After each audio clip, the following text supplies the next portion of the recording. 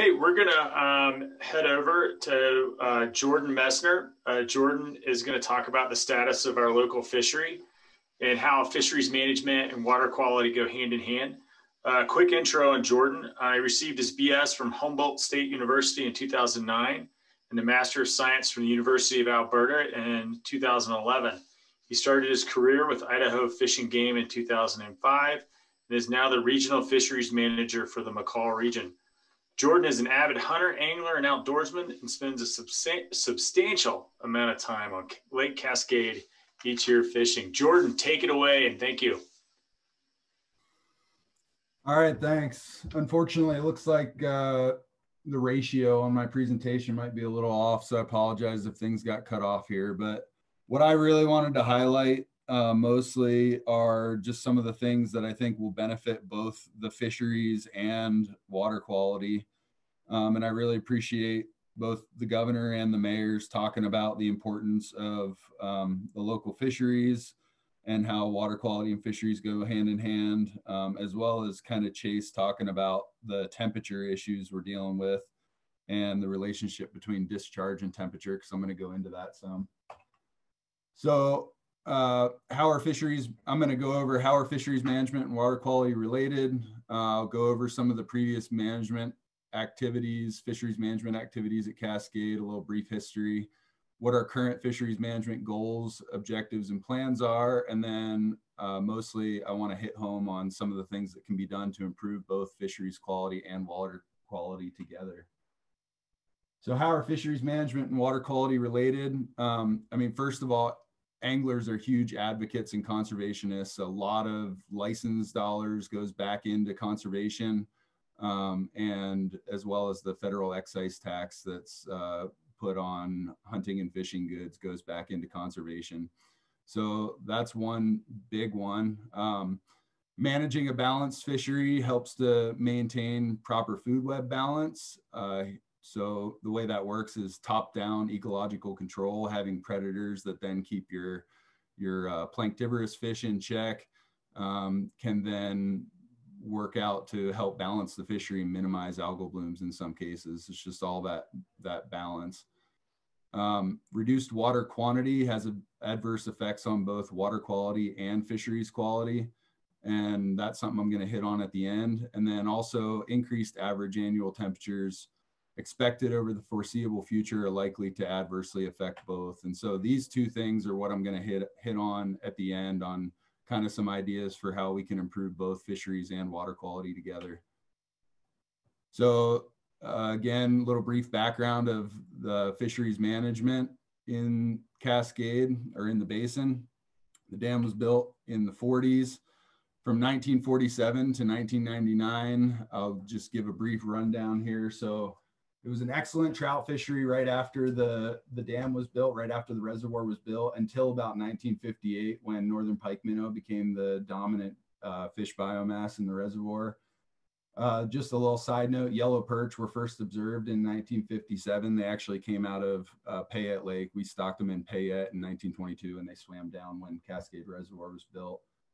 We chemically treated the tributaries of Cascade on a couple of different occasions, 1958 to 62, and then again 68 to 74. And that was to reduce pike minnow and sucker abundance so that we could improve game fish survival. So the 1980s through 1990s, Cascade was an extremely popular perch and salmonid fishery, kind of, just riding on the backs of those chemical treatments in the earlier years. There was a threefold effort increase from the 1970s to the 1980s and 90s, corresponding to the improvement in fisheries quality. And in 1992, that fishery was valued at $9.3 million.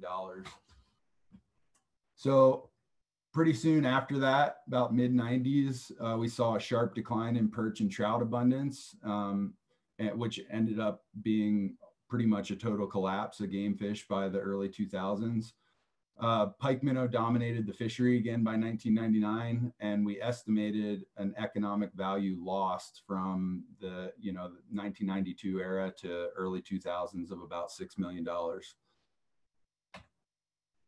So this is looking at, we go out and do surveys every year, counting boats and shore anglers during holiday periods. And then we average those counts together to come up with like a mean index of angler effort from year to year.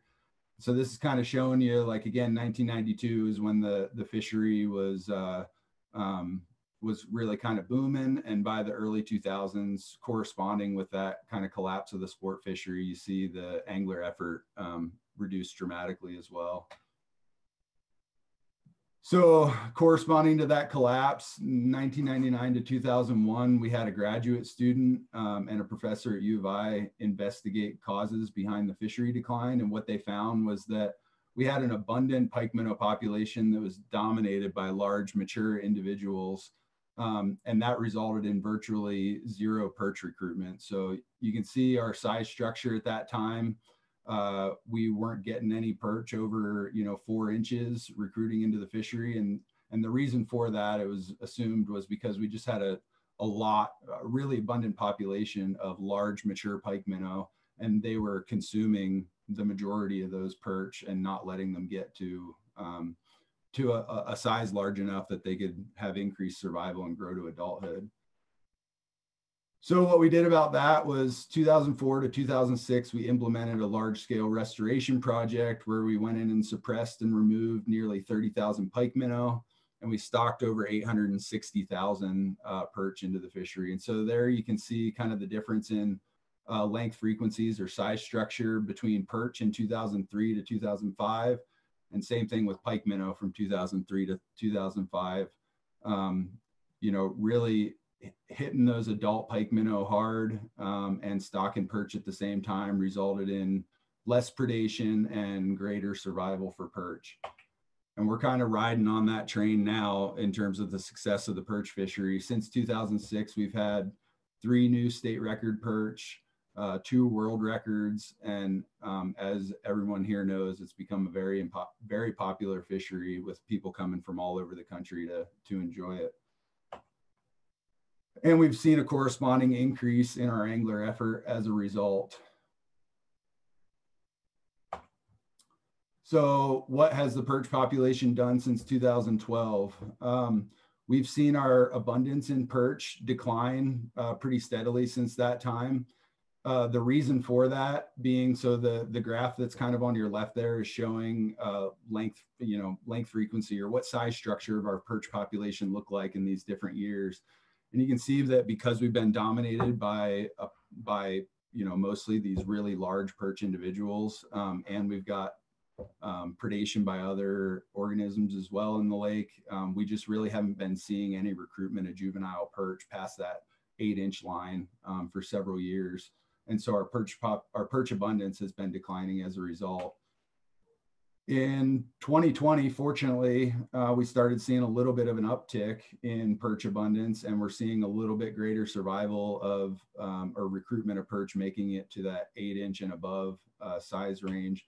But unfortunately, we're also seeing our northern pike minnow population not so much increase in abundance, but we're seeing more and more mature individuals. And so that 2020 graph, or the 2020 line up on top of the left graph there, you can kind of see that our pike minnow population is becoming increasingly more mature. And on the graph on the right, you can see that the mean catch per site of large pike minnow has increased to almost above that dotted line, which is the index that or the threshold we have listed in our commission approved fish management plan for when we're going to initiate pike minnow suppression efforts on the tributaries again. And so this year, spring 2021, we have plans in place to start working on the North Fork Payette River again to reduce pike minnow biomass and try to help restore some balance to the fishery. So our fisheries management objectives, again, what I just said, try to restore balance to the fishery, which will increase angling value and promote healthy food web interactions. This is just a note down here I thought was interesting as I was kind of combing through the literature. I found several studies that reported that a reduction in cyprinid biomass, which northern pike minnow are, has been proven effective as a biomanipulation measure to increase abundance of zooplankton grazers, which thereby reduces algal blooms. And I'm not saying that's going to happen in Cascade, but I think this is a really interesting opportunity with the amount of monitoring that we have going on that we've just been talking about with DEQ and Fish and Game's efforts to kind of get everybody on board with, I guess, studying the effects of our suppression efforts on the water quality and the entire food web. And doing that right would probably be like 2 PhDs, but we'll have to see what we can bring together to work on. So what else, this is kind of what I wanted to hit home with. What else can we do to improve water quality and fisheries quality at the same time? And I think the big one is try to increase water quantity and reduce temperature anywhere we can. So I'll just briefly go over some of those things. The effects, obviously, of low flow and increased temperature. We have reduced recruitment and survival for trout and tributaries. Some of those graphs that Chase showed temperatures that are well outside the thermal optima of salmonids. Even in Cascade Reservoir, we're dealing with temperatures that are, approaching the thermal optima or thermal max for some salmonids. And I think the feasibility of maintaining long-term salmonid fisheries in Cascade is low if we don't figure out a way to get some colder water in there. Increased temperatures result in decreased dissolved oxygen concentration, can lead to fish kills, and those toxin-producing cyanobacteria thrive under increased temperatures and low DO. This is a graph showing, well, Chase already went through that, so I'm going to skip that. So how might we increase flow and decrease temperature? These are some of the things that I just wanted to throw out for ideas for the group. Increasing flow. Ken Roberts talked about some of these things. Water savings through improved irrigation system efficiency, like pivots and sprinklers. So you can let the water stay in the creek for longer, pump it out from a lower diversion point, and bring up the water that people need on their fields rather than flood irrigating and running everything through long canals where it warms up. Accountability of water usage in the basin. I think as we see more development, we start seeing more like domestic level use, maybe even non-permitted domestic level use. We might think about trying to track down, what the impacts of that is. Increased storage capacity is a really interesting one. I basically tracked down some information from our irrigator here, Ron Shirtliff, that Payette Lake is capable of holding water about 1.5 feet higher than it currently holds. However, it would flood private land if we were to hold it at that level. But Ron was confident if we were able to get increased storage capacity or hold Payette Lake at the level that it was meant to hold, at the 8-foot level, that we would be able to increase flow substantially, probably 3-fold throughout the summer period when we're dealing with really low flow and really high temperature in the North Fork Payette. And then I guess I'll just skip to kind of this last one, the graph there at the bottom. This is picturing hypolimnetic withdrawal, which basically the idea there is rather than taking surface water off of Payette Lake, you take water from below the thermocline where it's 10, 15 degrees colder than that surface water. And we actually do that in Payette Lake right now. That's how the hatchery operates when surface temperatures are too high to raise fish at the McCall hatchery. They're pumping water out from 50 feet down in Payette Lake to get colder water into the hatchery inflow. And this is something that, would take a substantial amount of money, but could be done to get colder water into the North Fork Payette. This is my last slide, and I guess I just wanted to, give kudos to this group and the organizers and just say, I think as long as we continue collaborating and communicating and focusing on common goals, everybody staying open-minded, bringing creative ideas to the table, building relationships and sharing information freely, I think we'll be able to move forward and get something done. But I think it's just really important for us all to, realize that as long as we focus on those common goals like we're doing here, we'll be able to get a lot more good stuff done. So that's it for me. Jordon, thank you so much.